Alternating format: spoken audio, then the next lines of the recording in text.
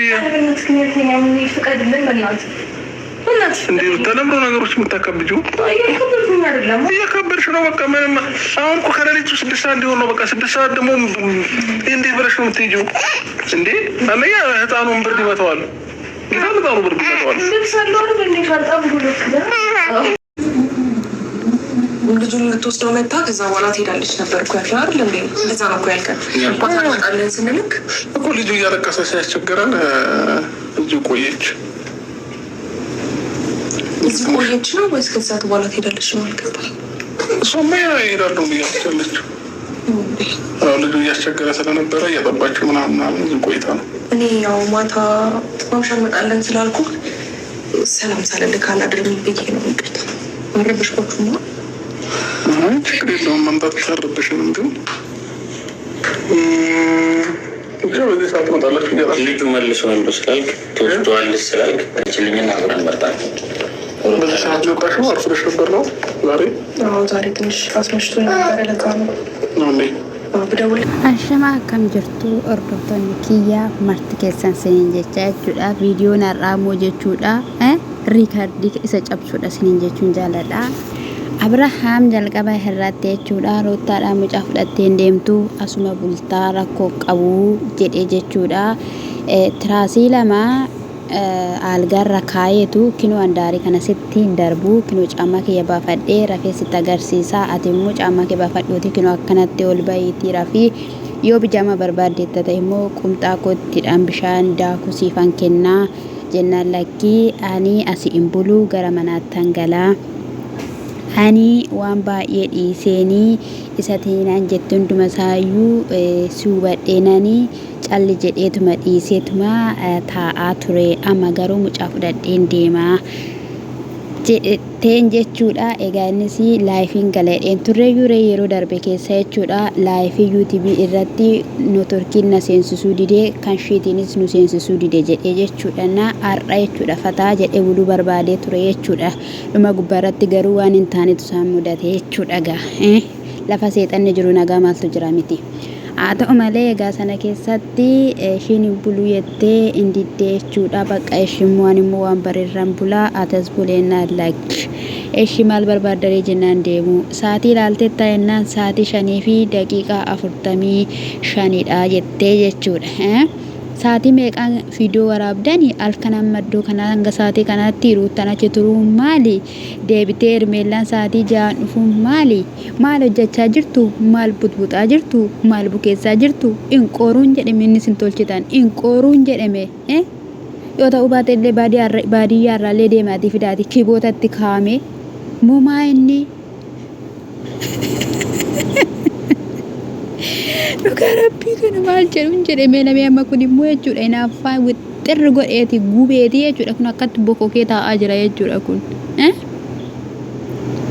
Egaa wajjiniin bullaa naamina jechaa ture Abrahaam jechuudha. Na Abrahaamin dheeboteen beela'ee sababni isaayyuu jechuudha intalli jechuudha. Luqqeettuun kun dhiitaa simbool laatamaa fi bareedinni dabalaa bulee kanaafiyyuu bakka ani sin tuqu sibira hin ga'u kallattii kamiiniyyuu jennaani waan akkasii keessaa hin gallas aniifati jedhamee yaadamu. Garuu immoo unkaanii bijaamaa koo geeddaradhee miti ani akka nama jiru kanattiyyuu hin bulu abadanii jennaani. Ana akkamitti na yaaddamaan jennaani ati namadhaa jetteen jechuudha. Kanaafuu jennaan lakkiatuma jechaa ta'u jiranuu jechuudha. Tisiisni dhufte. Tisiifni duuban balbala rukutan gaafa balbala rukutanii maalidhaa nyaata jajjeettaayi jechaanii dhagaakanii ishiin turte lakki minaamina jedhanii. Viidiyoo darbe keessatti immoo Ermeellaa fi Abeel jechuudha. Kun akkuma uffatanii jiran kanatti akkanumatti dhufanii haasawanii ruutaan amma sa'aatii 5 itti dhuftudha waan ta'eef yoo isin dhuftu asitti isin argiteetti ta'e rakkoon uumama waan ta'eef jalaa bahaa booda anuu sin waama jedheeni waadaa galeef jechuudha. Gaafa waadaa galuu fi isaan deeman tole jedhanii jechuudha. Inni otuma isaan hin bilbiliin egaayii jechuudha kacheedhanii dhufanii balbala gaafa rukutanii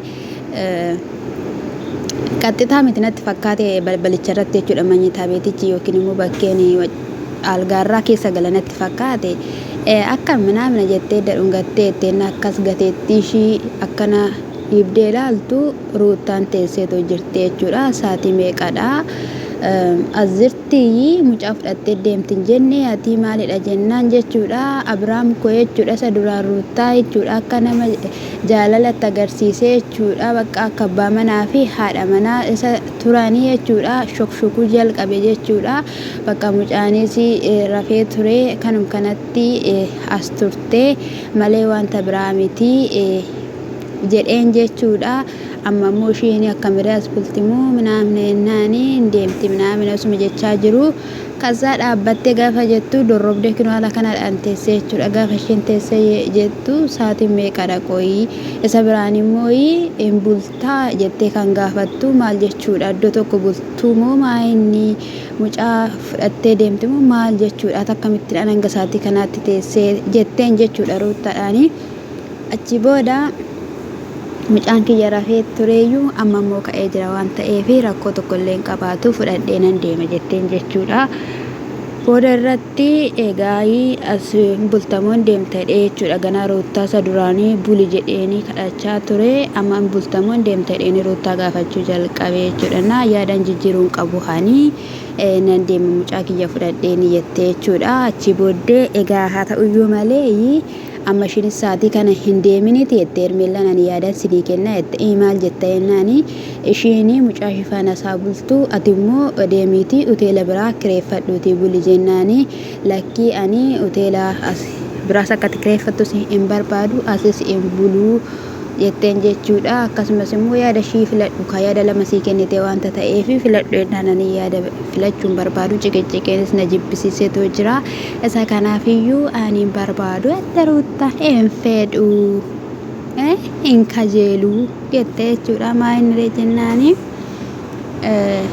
waan baay'ee waliin haasofneerra waan baay'ee waliin jenneerra ani sifaana iyyuu dadhabeera waan ta'eef har'aan mucaan sibira haa buluu.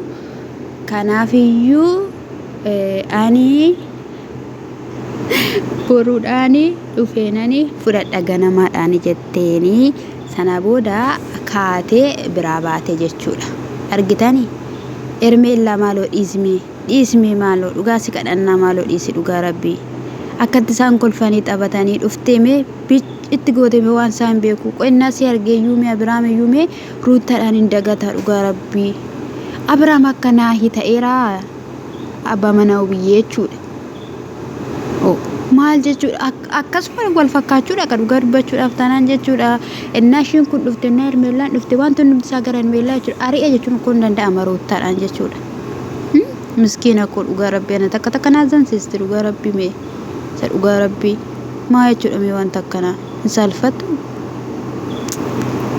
Achi booda bakka ishiin hin baate gaafa ishiin baate jettu sitti lolee miti jennaani egaa isa duraan ifattee dodorrobdee jechuudha kokkolfuutti deebite. Achi isin ifadhe miti maalidha miti jennaani lakkii rakkoo hin qabaatu jennaan bakka akkasumattidhaan jennaan mucaa'oo ishiin si dhiiseen deemu siin jettee jennaan fudhadheenuman deema jettee isa biraanis immoo saatii kana immoo mucaan deemu siin qabu jedheeniidhaan kan inni itti dudubbadhe malee wanta biraa miti jettee jedhee jechuudha. Kaashiin immoo nuti sinitti saatiin hin geenye nuun jetta turteeyyuu amma akka miree sinooyii hin galtumeeree jennaani eeyyuudhanii jechuudha. Makiinaas immoo qabadheetoo jira jettee jechuudha. Abeelis makiinaa qabadheetoo jira annan galaa sin buluu jechuudha. Maal egaa maali akkas gochuu baattan dhugaa rabbii. Abiraam dheebote ruuttaan karaa argatu dhabe Hermeellaan gufuutti taate Hermeellaa faana jiraachuudhaaf fi warri Abiraam maatiin humti isaa hin fedhaniin intala kan ruuttaanis gidduutti rakkatte jaalalli isaa isarraa ishii kutuu dadhabe inni mucaa kana sababeeffatee ishii boqochiisuu ishii jiraachisuu dadhabe.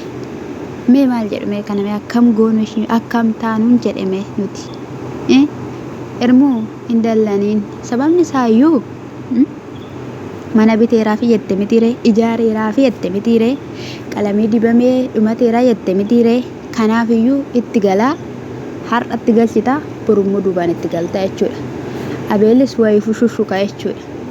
Garuu dhuma gubbaa jechuudha wanti kun akka rakkoo rasin hin buusne garuu jechuudha na gadubbachuudhaaf jechuudha na waaqayyo jechuudha nama si wajjin jiraachuu barbaadan nama si wajjin jiruu fi jireenya jiraachuu barbaadanii osoo wal barbaadanu osoo wal dheebotanuu wal dhabu sinaa oolchu dhugaa rabbii sinaa oolchu siniin jechuun jaaladha.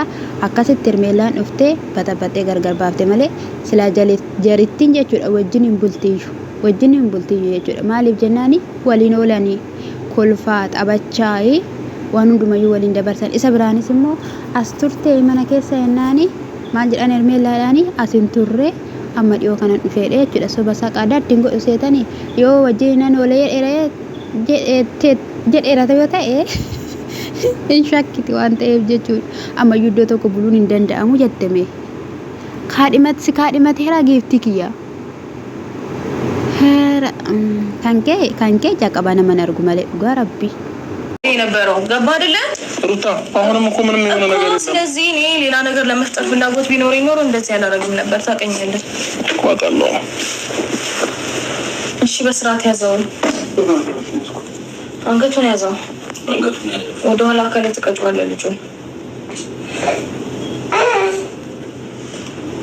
ስለዚህ አሁን ማማና ሀሳብ እንደሆነ ያስባለሁ። ምንም የሚያስማማ ሀሳብ የለም። ነገር ግን ማለት ነው እኔ መጨቃጨቅ ስለደከመኝ ምንም ነገር ስለማልፈልግ ዛሬ ይደር ችግር የለውም።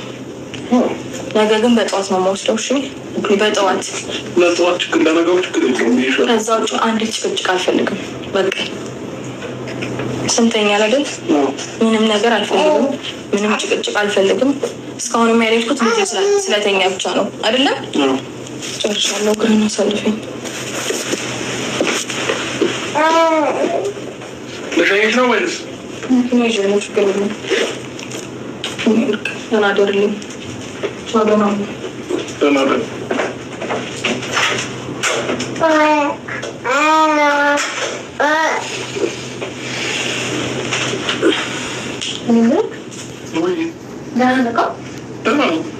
ራስን በልታለሽ?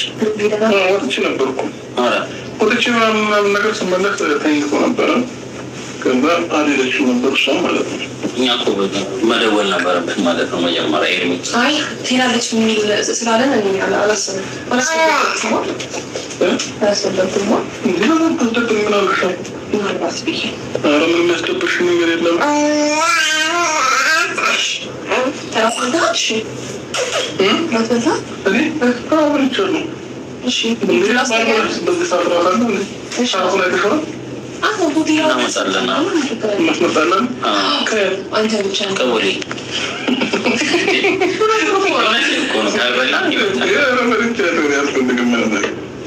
ማለት ነው። እና ዲረክት ማለት ነው ማለት ላስተኛለህ ወይስ ታስተኛለህ? ማስተኛት ሲያለሽ ሞክርልክ የኔ ፍቅር ልክ እንዴት እንደሚል ሽሽሽ ይላል። ያፍራል ወይ ነው ሞክር የምር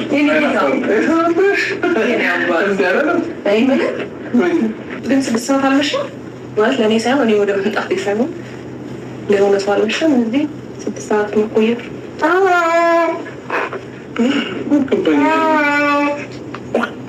6 ሰዓት አሁን እኛ ስንመጣ አልመሸም አላልክም?